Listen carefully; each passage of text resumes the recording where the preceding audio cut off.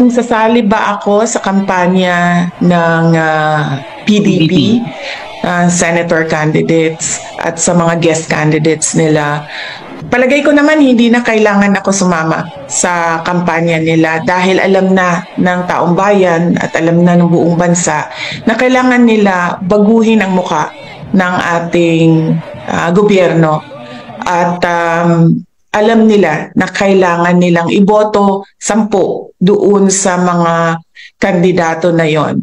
Unang-una, yung mga kandidato ng PDP, Senator Bongo, Senator Bato de la Rosa, Attorney Hinlo, Attorney Bondo, Philip Salvador, and meron tayong 4 na guest candidate, si Attorney Vic Rodriguez, si Congressman Rodante Marcoleta, si Pastor Apollo Kibuloy, and si Dr. Richard Mata. So,